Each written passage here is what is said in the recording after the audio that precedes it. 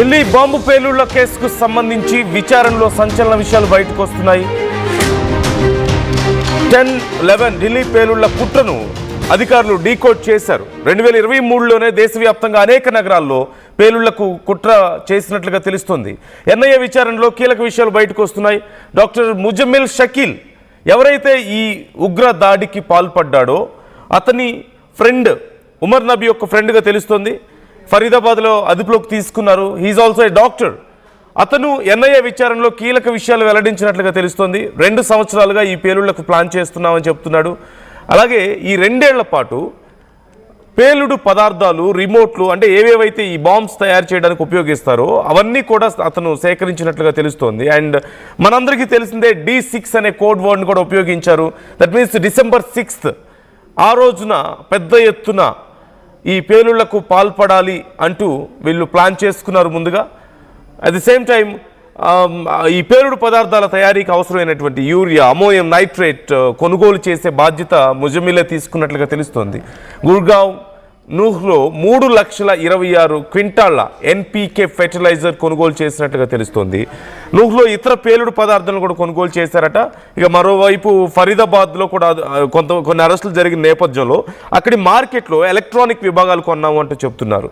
అటు నూహ్లో కొన్ని కెమికల్స్ కొన్నారు, ఇటు ఫరీదాబాద్లో కొన్ని ఎలక్ట్రానిక్ ఐటమ్స్ తీసుకున్నారు. కెమికల్స్ నిల్వ చేయడానికి ఒక డీప్ ఫ్రీజర్ను కూడా వాళ్ళు ఏర్పాటు చేసుకున్నారట. పేలుడు పదార్థాల్లో వాడేటువంటి కెమికల్స్ ప్రాసెస్ చేసే బాధ్యత ఉమర్ తీసుకున్నాడు. పేలుడు పదార్థాలు కొనుగోలు చేసినందుకు 26 లక్షలు సేకరించారట. స్వయంగా 2 లక్షల విరాళం ఇచ్చాడట ఈ ఆత్మాహుతి దాడికి పాల్పడినటువంటి ఉమర్. అతనే 2 లక్షలు ఇచ్చాడట. మొత్తం 26 లక్షలు వీళ్ళు గ్యాదర్ చేశారట. అలాగే ముజమిల్ 5 లక్షలు ఇచ్చాడట.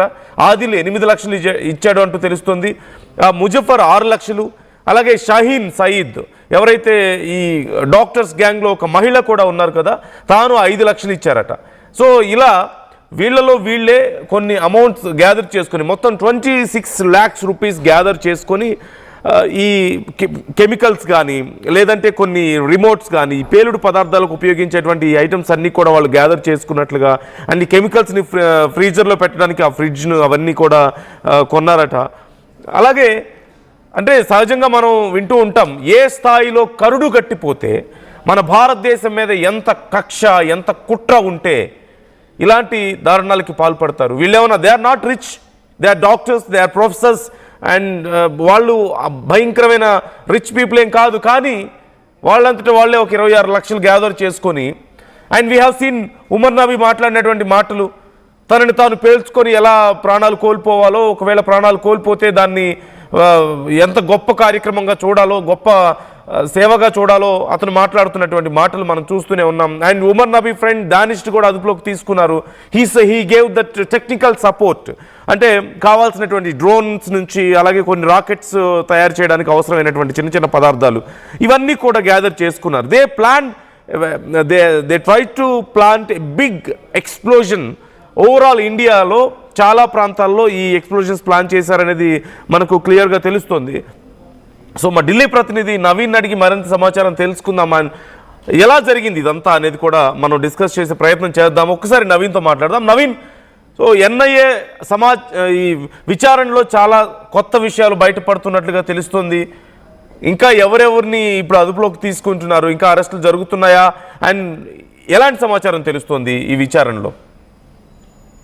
అంటే ఢిల్లీ కార్ బ్లాస్ట్ కేసులో ఎన్ఐఏ విచారణ కూడా చాలా వేగవంతంగా చేస్తున్నటువంటి పరిస్థితి తెలుసుకుంది. ఎందుకంటే ఈ కేసులో 6గురిని అరెస్ట్ కూడా చేయడం జరిగింది. 6గురిని సపరేట్ గా విచారణ కూడా చేపడుతున్నారు. వీరు ఏ విధంగా బ్లాస్ట్ కి పాల్పడ్డారనే అంశాలు అనే కోణాల్లో ఎన్ఐఏ కూడా దర్యాప్తు కూడా చేపడుతున్నటువంటి పరిస్థితి తెలుస్తుంది. అయితే ముజామిల్ షకీల్ అనే వ్యక్తి చాలా అంశాలు కూడా వెలుగులోకి వచ్చినట్టు కూడా తెలుస్తుంది. ఎందుకంటే ఎన్ఐఏ విచారణ చేపడుతున్నటువంటి సమయంలో మాత్రం ముజామిల్ మాత్రం వారు ఒప్పుకున్నట్టు కూడా తెలుస్తుంది. 2023 నుంచి ఈ యొక్క ప్లాన్ కూడా చేస్తున్నాము, పెద్ద ఎత్తున బ్లాస్టులు చేసేందుకు మేము సిద్ధంగా ఉన్నాం, దీనికి సంబంధించినటువంటి డబ్బును కూడా సేకరించాం, దానికి కావాల్సినటువంటి సామాగ్రి కూడా మేము సేకరించామనే అంశాలు కూడా ఇటు ఎన్ఐఏ విచారణ కూడా తెలిపినట్టు కూడా మనకి ఆ సమాచారం ఉంటుంది. కాబట్టి 2023 నుంచి కూడా ఈ యొక్క ప్రణాళిక కూడా వీరు వేసినట్టు కూడా తెలుస్తుంది. ఎందుకంటే ఇటు ఉమర్ నబీ అంటే ఇతను ఆత్మాహుతి దాడి చేసుకున్నటువంటి సుసైడ్ బాంబర్, ఇతనితో ఉన్నటువంటి లింక్స్ ని ఇప్పటికే ఎన్ఐఏ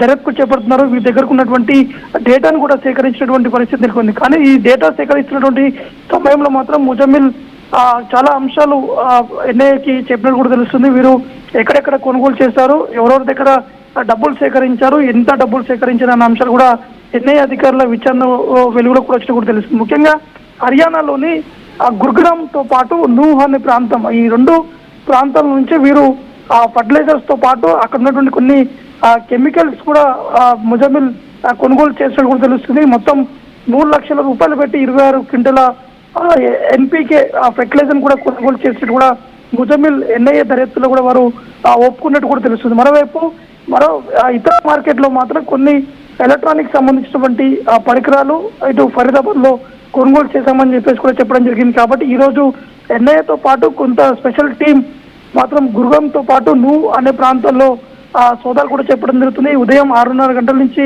ఈ యొక్క సర్చ్ ఆపరేషన్స్ అనేది కొనసాగుతుంది. అంటే ఈ ఫెర్టిలైజర్స్ అనేది కెమికల్స్ ఎక్కడెక్కడ పెట్టారు, ఎవరింట్లో ఉన్నాయి, ఎక్కడ డంప్ చేశారు, ఈ డంప్ చేసినటువంటి దాన్ని అమౌంట్ ఎంత అనే అంశాలు కూడా ప్రస్తుతానికి పోలీసులు కూడా ఇంకా దర్యాప్తు కూడా చేపడుతున్నటువంటి పరిస్థితి నెలకొంది. ప్రస్తుతానికి ఇంకా ఎన్ఐఏ అధికారులు ఇన్వెస్టిగేషన్ అనేది కొనసాగుతూనే ఉంది. ఈ ఇన్వెస్టిగేషన్ లో వీరు సేకరించినటువంటి డబ్బులు, ఈ డబ్బులు ఎవరి దగ్గర నుంచి సేకరించారో, దీనికి సంబంధించినటువంటి ఫండింగ్ ఎవరు ఎక్కువ చేశారనే కోణంలో కూడా ఎన్ఐఏ దర్యాప్తు కూడా చేపడుతున్నటువంటి సమయంలో కొన్ని అంశాలు కూడా వెలుగులోకి కూడా రావడం జరిగింది. ముఖ్యంగా ఇటు ఉమర్ నబీ ఏదైతే అతను ఆత్మహత్య చేసుకున్నటువంటి ఉమర్ నబీ అతనే స్వయంగా 2 లక్షల రూపాయలు విరాళం కూడా ఇచ్చినట్టు కూడా ఇటు ముజమ్మిల్ ఎన్ఐఏ దర్యాప్తు విచారణను కూడా వీరు ప్రస్తావించినట్టు కూడా తెలుస్తుంది. మరోవైపు ముజమ్మిల్ మాత్రం స్వయంగా 5 లక్షల రూపాయలు విరాళం ఇచ్చినట్టు కూడా తెలుస్తుంది. దాంతోపాటు ఆదిల్ 8 లక్షల రూపాయలు. కాబట్టి వీరందరూ ఎన్ఐఏ అరెస్ట్ కూడా చేయడం జరిగింది. ప్రస్తుతానికి ఎన్ఐఏ అధికారులు ఇంకా దర్యాప్తు కూడా చెప్పడం జరుగుతుంది. Right. Thank you Naveen, thanks for the details. ఎవరెవరు ఎంతెంత డబ్బులు గ్యాదర్ చేశారు ఈ దాడికి పాల్పడడానికి అనేది, అలాగే అండ్ ఈ ప్లాన్ అంతా కూడా గత 2 ఏళ్ల నుంచి నడుస్తుంది అంటూ తెలుస్తుంది. అంతకు మించిన సమయం కూడా కనిపిస్తుంది. అప్రాక్సిమేట్లీ 2022